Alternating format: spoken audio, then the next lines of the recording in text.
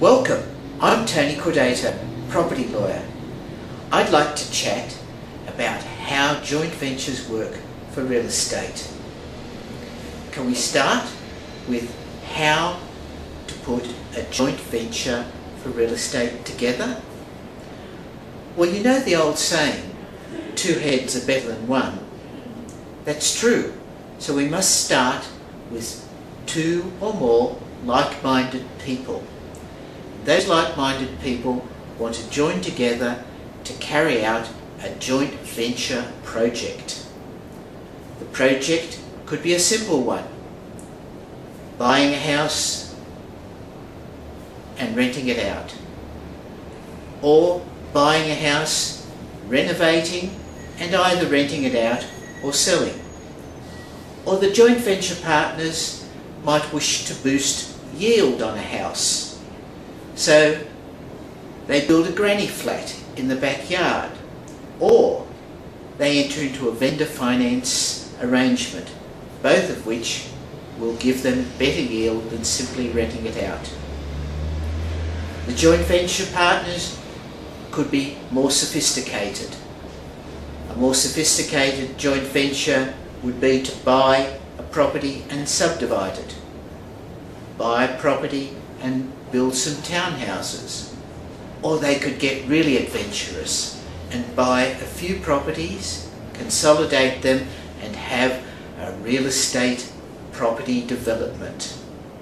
For that they might need, as joint venturers, an owner, a property developer, some investors and a builder. But the resulting development is beautiful. Assuming we have some joint venture partners and a project, we're missing an agreement. We need a joint venture agreement.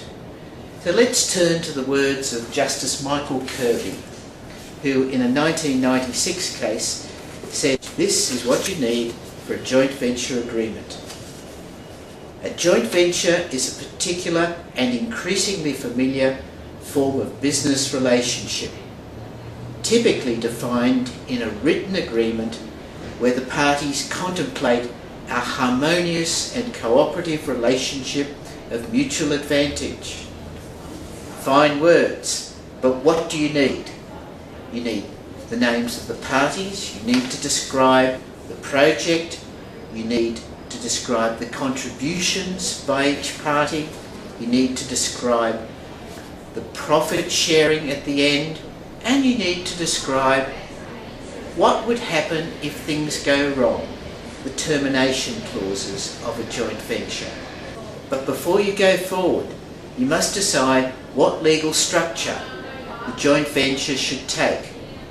Well, if it's a simple joint venture, the parties buy the property jointly in their individual names or in the names of their family trusts.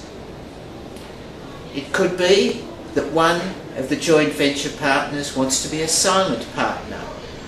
In that case, the property is bought in the name of one of the joint venture partners.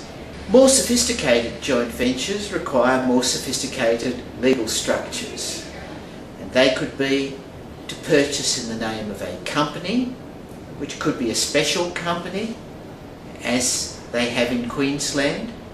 It could be as a trustee of a unit trust, or it could be as trustee of a custodian trust. The actual choice depends on your circumstances. Now, for more information about joint venture structures, for assistance in joint venture agreements, and possibly introductions to joint venture partners, why don't you contact us at Cordato Partners Lawyers and look at our website, propertyinvestmentlawyer.com.au.